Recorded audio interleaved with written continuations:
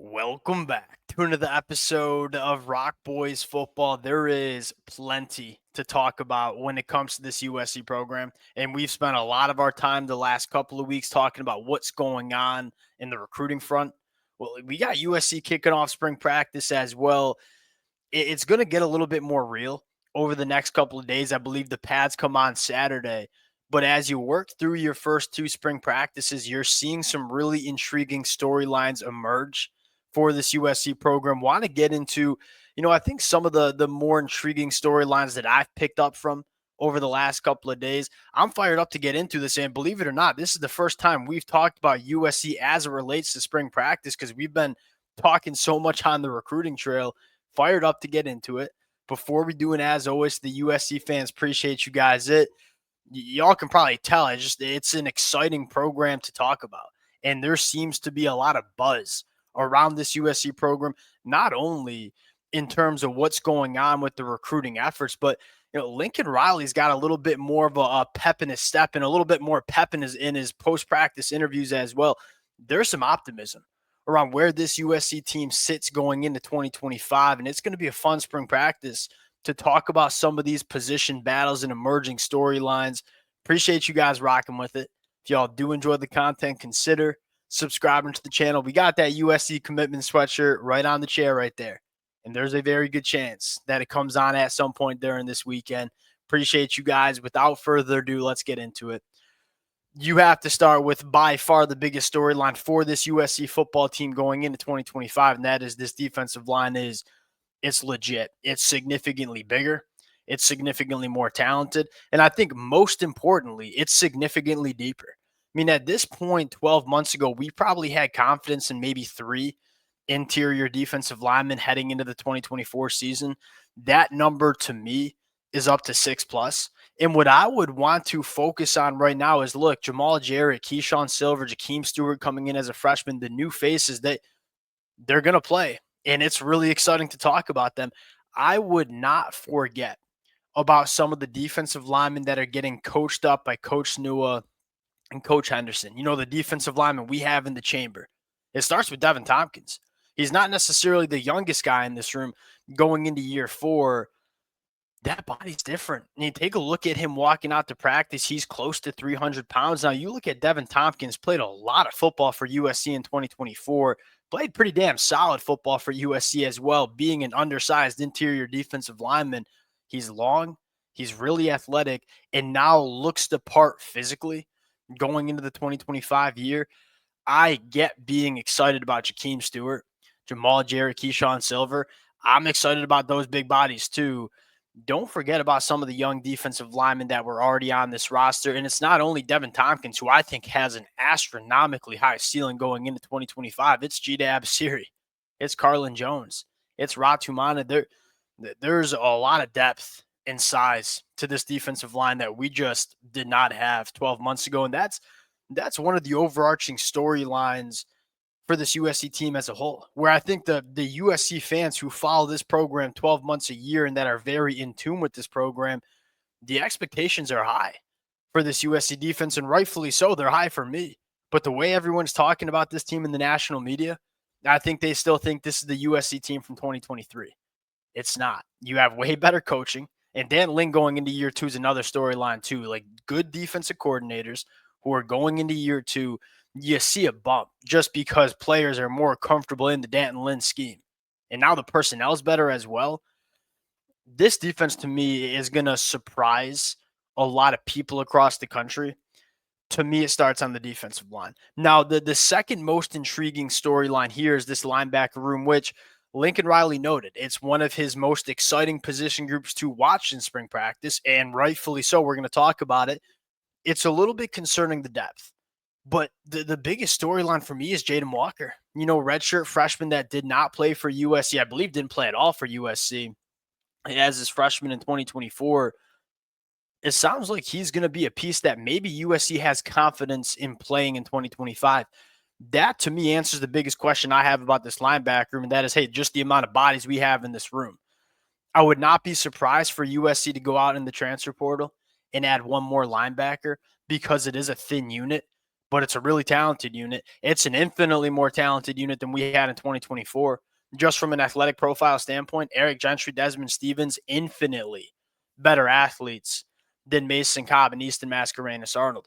And what should excite the USC fans the most about this linebacker room is they're going to be playing behind a defensive line that can win at the point of attack. Now, what does that mean for the linebackers? Hey, we're playing free.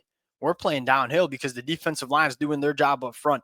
When you can match up a really good defensive line with hyper athletic linebackers, that's the recipe. You know, go back to Georgia in 2021. Yeah, they had a really good defensive line. Their linebackers were some of the best in the country. That combination of having a defensive line that can win at the point of attack and dominate the line of scrimmage, and then linebackers funneling downhill free because your defensive line's winning, that's a great combination for USC going into 2025. And although it's a smaller and maybe thinner linebacker room, it's much more athletic. And let's just be frank about it. That's where the sport's going. If you don't have linebackers that can run, chase, and tackle, go sideline to sideline, you are not going to have a ton of success. And USC, from an athleticism standpoint in this linebacker room, is in a much better spot than it was in 2024. Quick storyline on the secondary up for grabs. It sounds like, I think you have two guys that you feel very comfortable will be starting. DJ Harvey, transfer from San Jose State, Kamari Ramsey. I think those are the two names that will be starting. I think the rest of the positions are like, hey, let's see who goes out and wins it, which I think is a good place to be. Christian Pierce is a guy that you got some young guys that I'm kind of excited to see what they are in 2025. Christian Pierce going into year 3, I believe. Braylon Connolly, year 2. Marcellus Williams, year 2. Marquise Gallegos, year 2. There's some young talent that's kind of coming up the pipeline that I think could emerge as difference makers. Now, who will those names be? We're about to find out real quick. Now, going to the offensive side of the football, there's a couple of storylines to monitor. I think one of the biggest storylines coming out for me for USC, starting off spring practices, the offensive line depth might be better than we thought. This was a little bit of a concern, I think, for a lot of USC fans going into spring practice. Like, hey, how many offensive linemen do we trust to play in 2025? That seems to be a higher number than we thought. Killian O'Connor's getting some really good reviews coming out of winter workouts. Micah's finally healthy. And then you look at a guy like Tobias Raymond, who's generating a lot of buzz as potentially your starting right tackle. I think the offensive line that I have here on the screen will probably be your starting 5. And I think you feel good about that. But I think you also feel good about, what's the 2 deep look like? Maybe this is a position where USC wants to add one more veteran body that's played. But I from what I'm hearing from the coaches early on and from the body types that I've seen, to me, there's a little bit more confidence in the depth of the offensive line than I thought there was going to be a couple of weeks prior. Quarterback battle, I think, is another interesting one. And I think you're hearing the USC fans who've been rocking with the fellas know how I feel about it. I felt like it was going to be, and still might be, a legit quarterback battle between Jaden and freshman Hassan Longstreet. But I do think you're hearing some intriguing news that, hey, we think Jaden has taken a step in the right direction. To me, it's not like I don't want Jaden to start.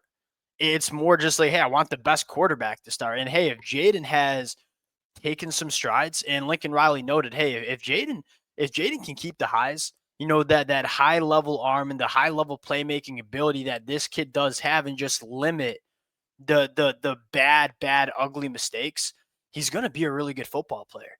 And if Jaden has done that going into year 2 within this USC program, that should excite a lot of USC fans. Now, Lincoln Riley said it best, the best quarterback's going to play.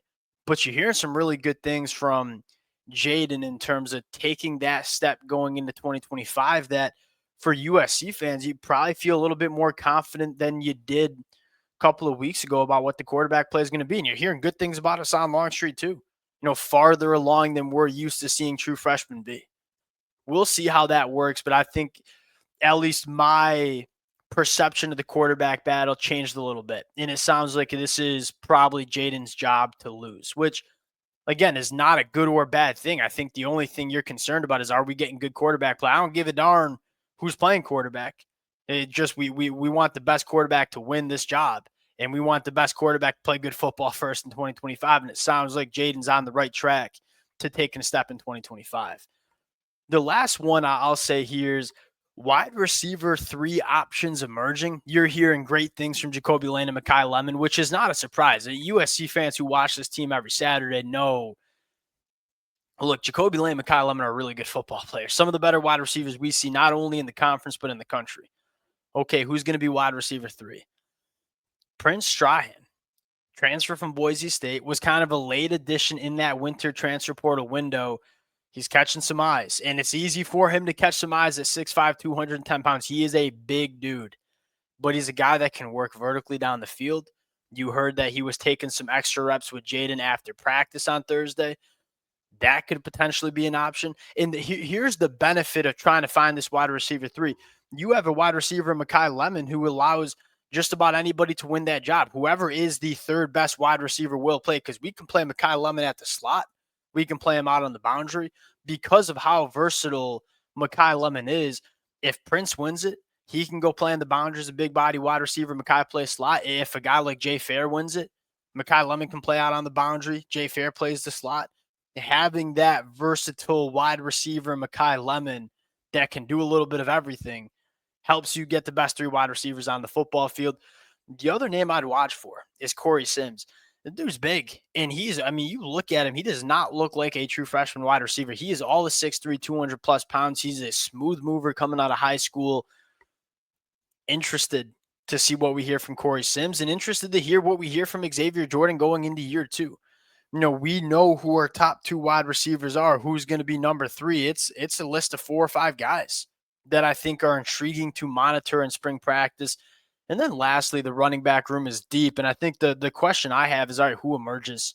I think the 3 candidates, and maybe Amarian Peterson you could add into this: Brian Jackson, Eli Sanders, Jordan Wayman. I think the most intriguing is, hey, do we get a guy like how Woody Marks just separated himself last year? Do we get a guy doing that in spring practice for USC? But if that does not happen, I think it's okay, because what intrigues me about this running back room is it's filled with different kind of skill sets. Brian Jackson is your big body bruiser, downhill, invites contact, probably going to be ideal in short yardage. Eli Sanders, a little bit of a smaller running back, some real shake and some nice acceleration at the second level. He could be maybe your pass catching back, maybe your spacey back. And then Jordan Wayman's probably the best blend, the most complete running back that balances. I got size to run between the tackles, but I got a little bit of juice when I get to the second level too. To me, this might be a running back by committee approach, but it also might be like one of these guys might emerge and become that real running back one, similar to how Woody Marks was in 2024. I think that's just kind of wait and see mode. A lot of buzz, a lot of optimism. I'm sure we're going to have some recruiting to talk about with USC over the next couple of days. We will certainly be talking about what we hear from spring practice after them pads come on Saturday. Appreciate you guys rocking with it. Continues to be a blast for me to have these conversations. The amount of support means the world. If y'all do enjoy the content, consider subscribing to the channel. We'll talk to y'all later.